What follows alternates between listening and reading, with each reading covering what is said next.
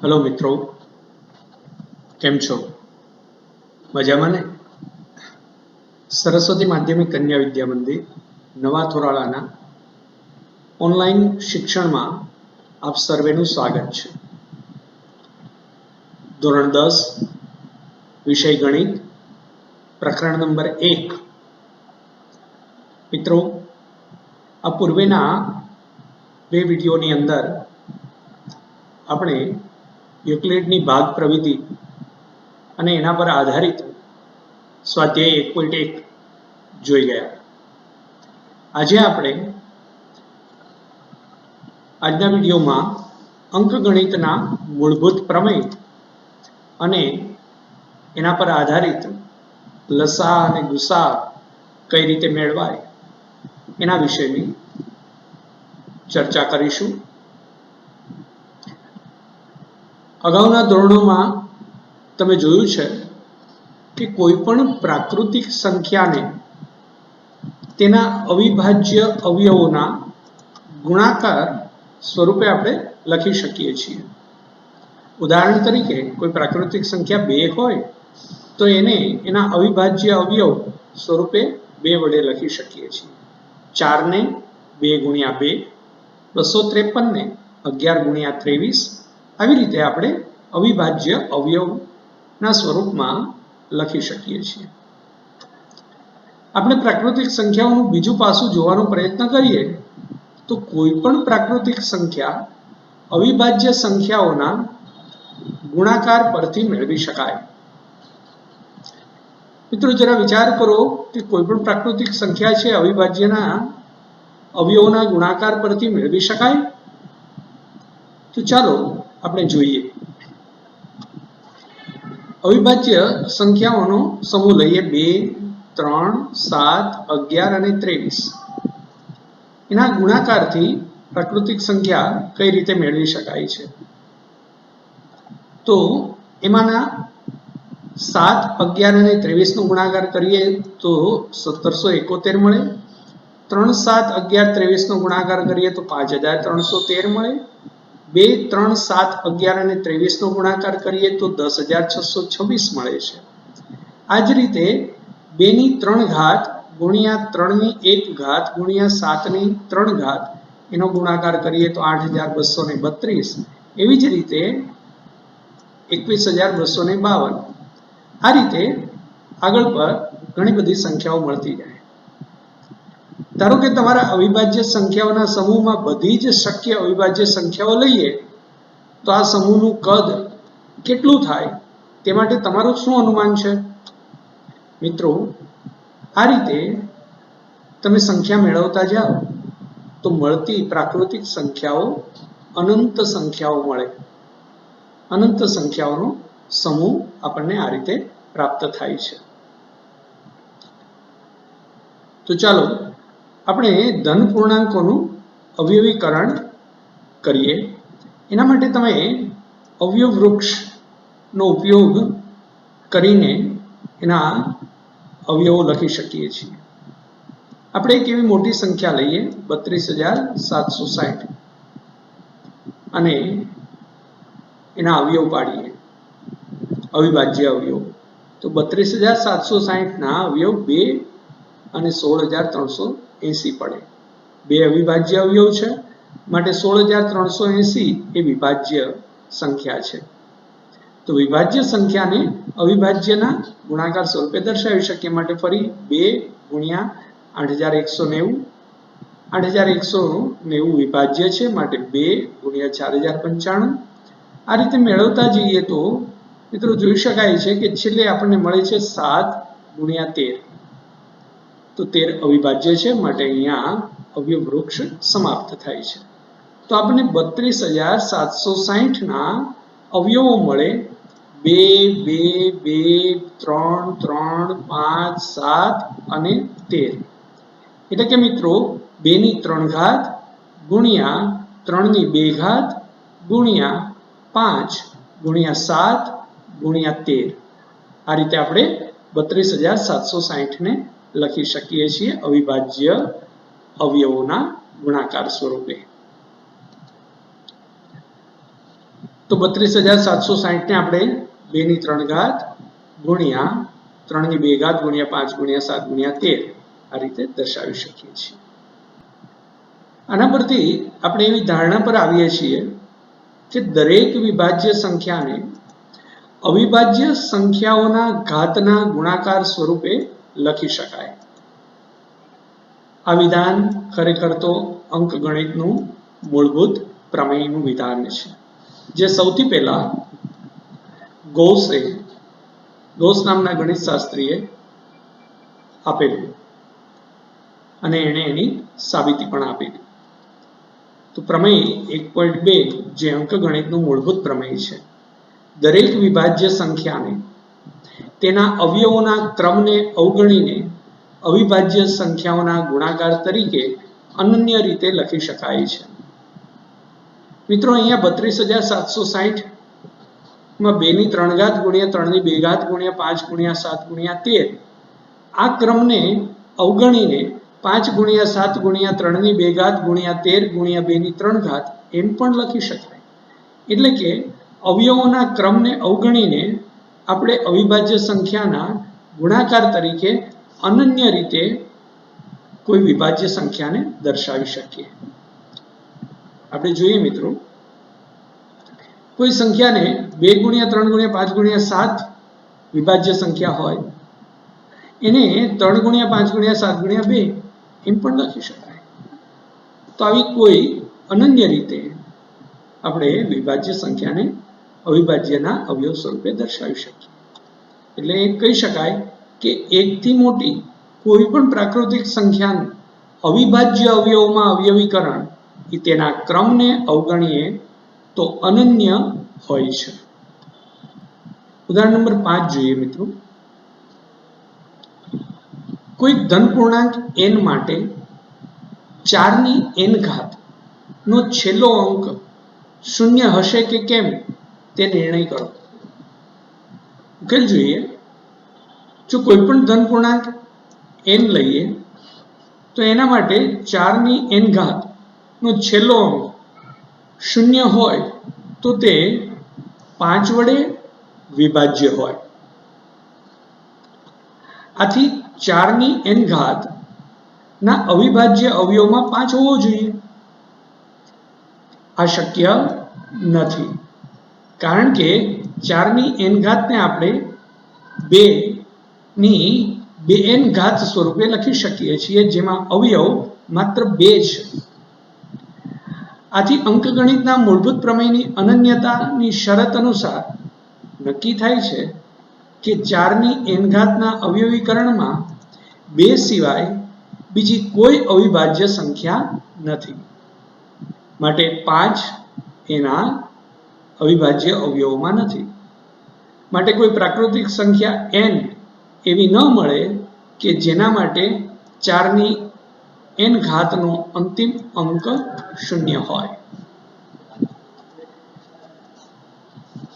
અગાઉના ધોરણમાં મિત્રો તમે અંકગણિતના મૂળભૂત પ્રમેયનો સ્પષ્ટ રીતે ઉલ્લેખ કર્યા વગર કોઈ પણ બે ધન પૂર્ણાંકના ગુસા અને લસા શોધતા શીખી ગયા છો.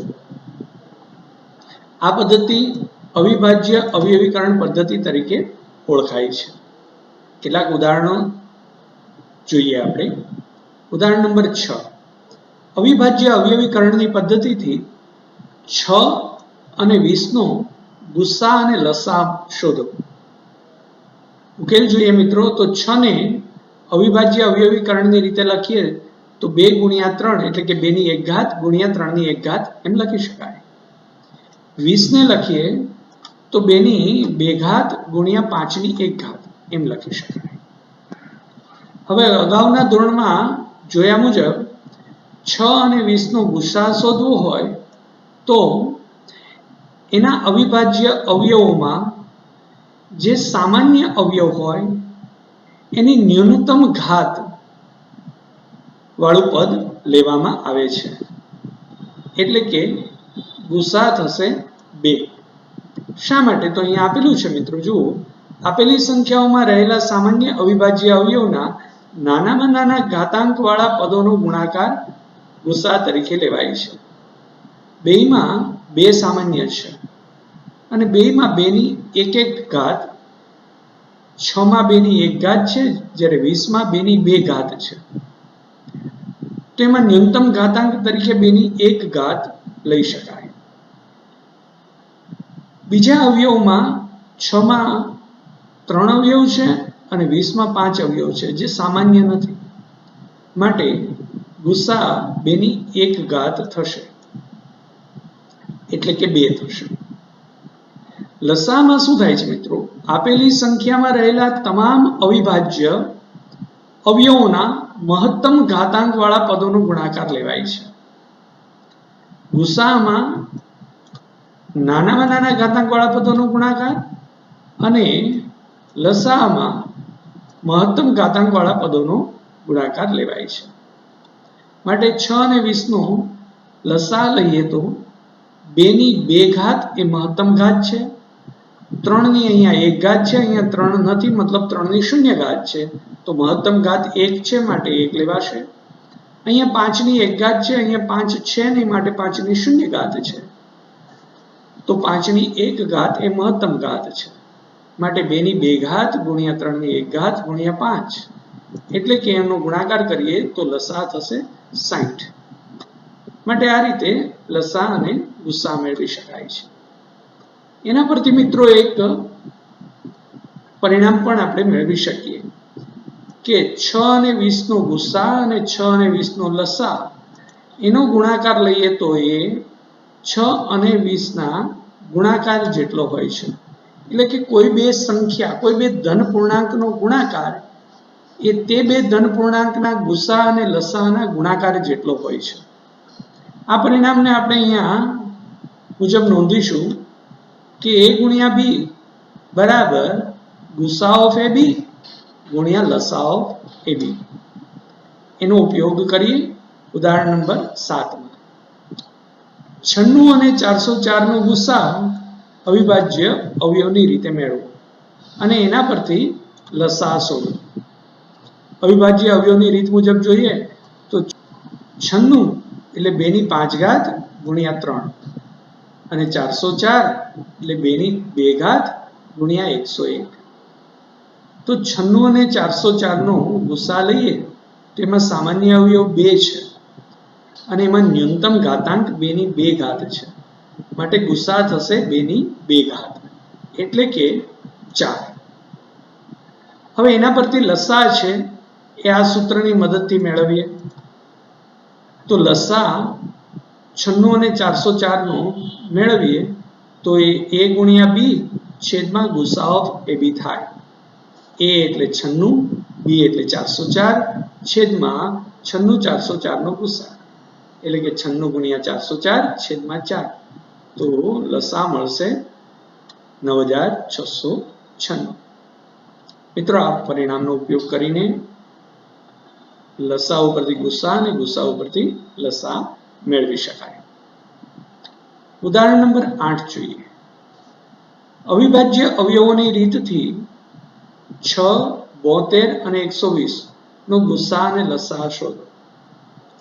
મિત્રો 6 ના અવયવ છે 2 ગુણ્યા 3, 72 ના અવયવ છે 2 ની 3 ઘાત ગુણ્યા 3 ની 2 ઘાત, 120 ના અવયવ થશે 2 ની 3 ઘાત ગુણ્યા 3 ગુણ્યા 5.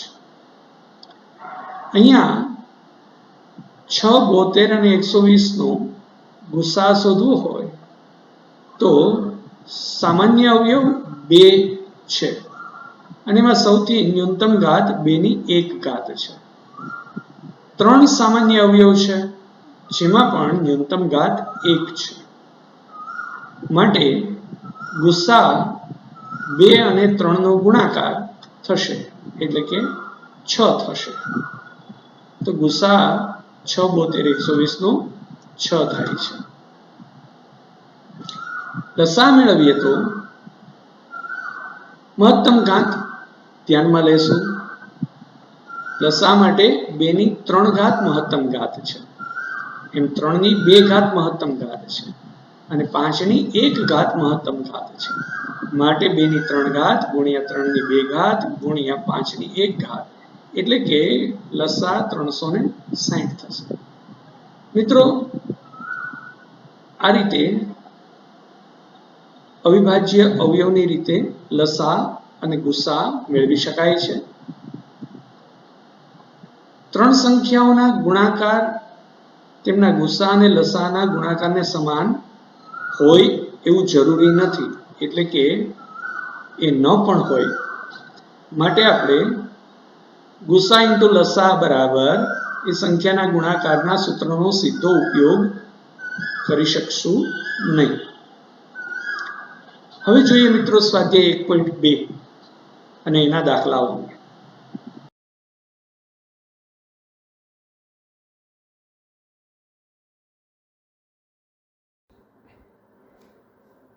મિત્રો,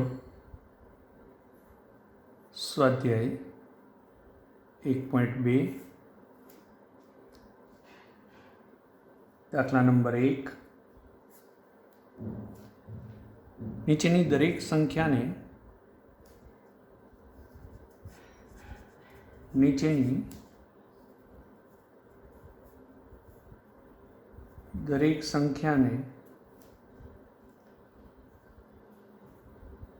તેના અવિભાજ્ય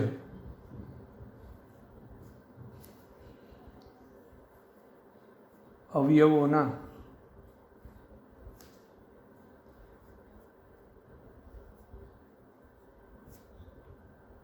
ગુણાકાર સ્વરૂપે દર્શાવો.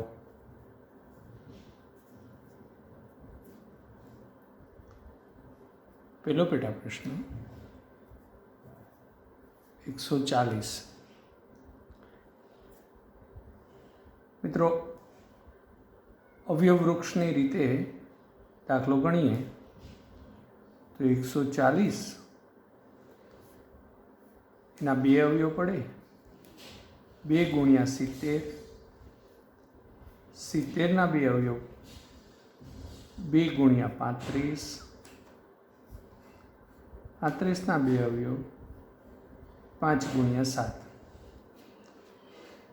તેથી 140ને અવિભાજ્ય અવયવોના ગુણાકાર સ્વરૂપે દર્શાવીએ તો 2 ગુણ્યા 2 ગુણ્યા 5 ગુણ્યા 7 આમ લખી શકાય. એટલે કે 2 ગુણ્યા 5 ગુણ્યા 7 આમ દર્શાવી શકાય છે.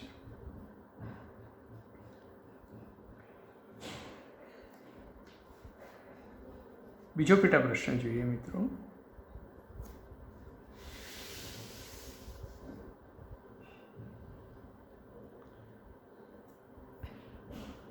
156 અવયવ વૃક્ષની રીતે એના અવયવ પાડીએ તો 156 એના અવયવ 2 ગુણ્યા 78, 78ના અવયવ પાડીએ તો 2 ગુણ્યા 39, 39ના અવયવ પાડીએ તો 3 ગુણ્યા 13. તેથી 156ને તેના અવિભાજ્ય અવયવોના ગુણાકાર સ્વરૂપે દર્શાવીએ તો 2 ગુણ્યા 2 ગુણ્યા 3 ગુણ્યા 13 આમ લખી શકાય.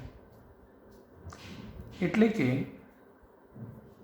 2 ગુણ્યા 3 ગુણ્યા 13 આમ દર્શાવી શકાય છે.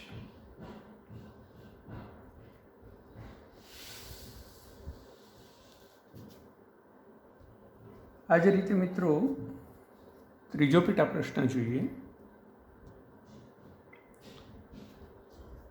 તો 3825 અવયવ વૃક્ષની રીતે ગણતરી કરીએ તો 3 ગુણ્યા 1275, 3 ગુણ્યા 425, 425ના અવયવ પાડીએ તો 5 ગુણ્યા 85, 85ના અવયવ 5 ગુણ્યા 17, તેથી 3825ને તેના અવિભાજ્ય અવયવોના ગુણાકાર સ્વરૂપે દર્શાવવું હોય તો 3 ગુણ્યા 3 ગુણ્યા 5 ગુણ્યા 5 ગુણ્યા 17 એમ લખી શકાય.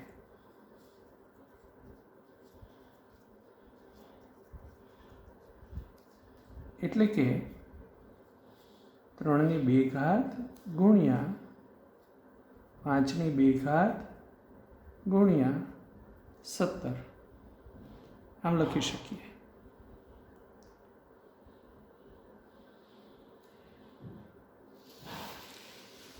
આ જ રીતે મિત્રો જોઈએ તો ચોથો પેટા પ્રશ્ન 5005 આને અવયવ વૃક્ષની રીતે દર્શાવીએ 5 ગુણ્યા 1001, 1001ને અવિભાજ્ય ગુણાકાર તરીકે દર્શાવીએ 7 ગુણ્યા 143, 143ના અવયવ કરીએ તો 11 ગુણ્યા 13, માટે 5005ને એના અવિભાજ્ય અવયવોના ગુણાકાર સ્વરૂપે દર્શાવીએ તો 5 ગુણ્યા 7 ગુણ્યા 11 ગુણ્યા 13 આ રીતે લખી શકીએ. મિત્રો,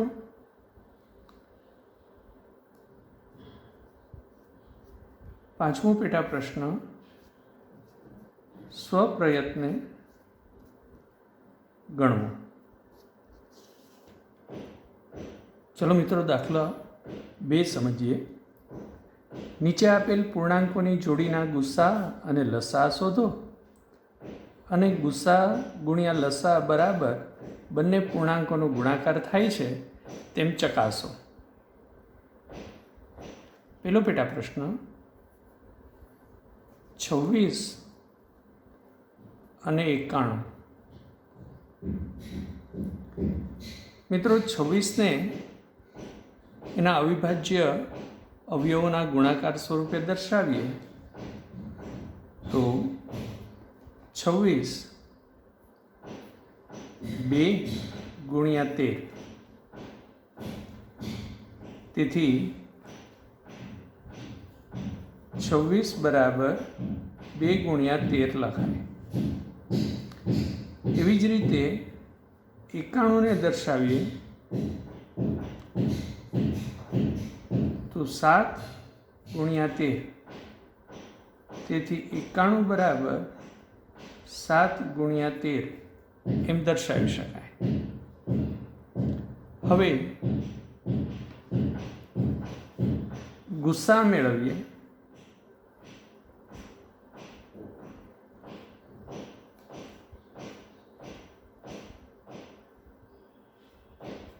તો આપણે જાણીએ છીએ મિત્રો, સ્વાધ્યાય 1.1માં ગુસ્સા આપણે ઉદાહરણની અંદર ગુસ્સા અને લસા કેમ મેળવવા એ આપણે જોયું હતું. અહીંયા 2/1, અહીંયા 2/0. સામાન્ય અવયવ 2 નથી, સામાન્ય અવયવ 7 પણ નથી, સામાન્ય અવયવ 13 છે અને એની ન્યૂનતમ ઘાતાંક 1 છે, માટે આનો ગુસ્સા થશે 13. એ જ પ્રમાણે લસા જોઈએ.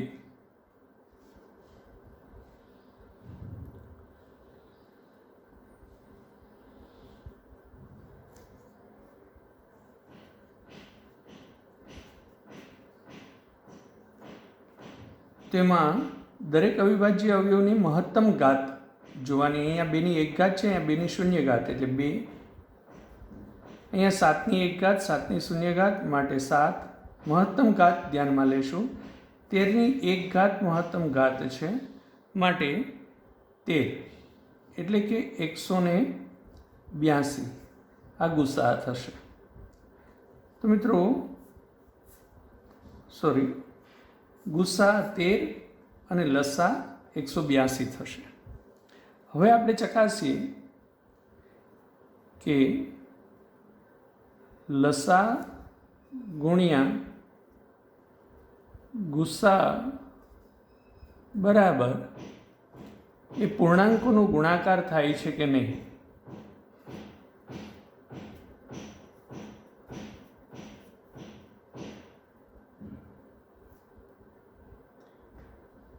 લસા 182 ગુણ્યા ગુસા 13 અને બે સંખ્યા, બે પૂર્ણાંકો 26 અને 91 એનો ગુણાકાર, આ બંને સરખું થવું જોઈએ. તો મિત્રો જોઈએ છીએ 182 ગુણ્યા 13 કરીએ એટલે 2366 મળે અને 26 ગુણ્યા 91 કરીએ એટલે 2366 મળે છે. તો એનો અર્થ એ થયો મિત્રો કે ગુસા અને લસાનો ગુણાકાર એ પૂર્ણાંકોના ગુણાકાર જેટલો છે.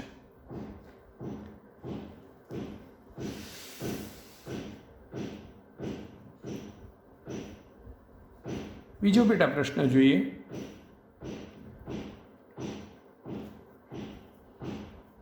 $510 અને 92. મિત્રો 510ના અવયવ વૃક્ષની રીતે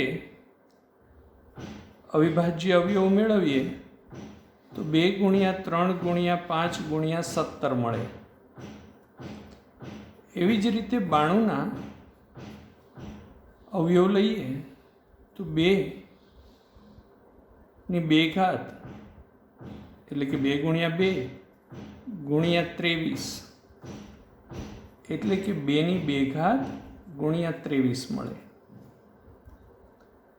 તેથી ગુસા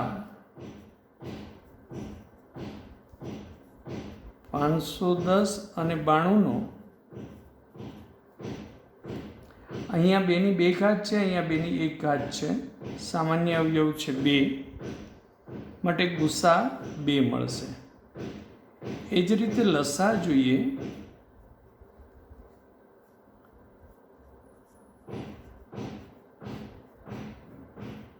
તો 2 ની 2 ઘાત ગુણ્યા 3 ગુણ્યા 5 ગુણ્યા 17 ગુણ્યા 23 થાય. 2 ની 2 ઘાત મહત્તમ છે, 3 ની 1 ઘાત, 5 ની 1 ઘાત, 17 ની 1 ઘાત અને 23 ની 1 ઘાત. એટલે કે લસા થશે 23,460. આ બધાનો ગુણાકાર કરીએ તો આપણને એ લસા મળે છે. હવે આપણે ચકાસીએ મિત્રો તો લસા ગુણ્યા ગુસા બરાબર એ ગુણ્યા બી. એ અને બી એ પૂર્ણાંક સંખ્યાઓ છે. તેથી 23,460 ગુણ્યા ગુસા 2 બરાબર 510 ગુણ્યા 92. આ થાય છે કે કેમ એ જોઈએ. તો ગુણાકાર કરીએ મિત્રો તો આનો ગુણાકાર આવે છે 46,920. આ બંનેનો ગુણાકાર કરીએ તો પણ આવે છે 46,920.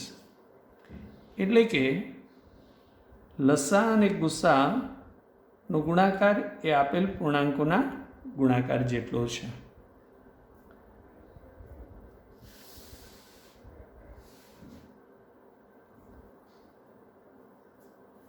મિત્રો પેટા પ્રશ્ન નંબર 3 જોઈએ.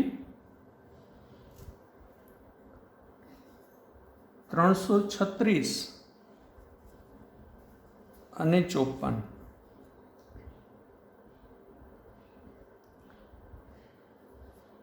336ના અવયવો જોઈએ તો 2 ગુણ્યા 2 ગુણ્યા 2 ગુણ્યા 2 ગુણ્યા 3 ગુણ્યા 7 એટલે કે 2 ની 4 ઘાત ગુણ્યા 3 ગુણ્યા 7 મળે છે. અને 54ના અવયવો મેળવીએ તો 2 ગુણ્યા 3 ગુણ્યા 3 ગુણ્યા 3 એટલે કે 2 ગુણ્યા 3ની 3 ઘાત મળે છે. તેથી મિત્રો ગુસા મેળવીએ 336 અને 54નો, તો બંનેમાં 2 સામાન્ય છે અને એની ન્યૂનતમ ઘાત 1 છે. 3 પણ સામાન્ય છે અને ન્યૂનતમ ઘાત 3 છે. માટે એનો ગુસા મળશે 6. જ્યારે લસા લઈએ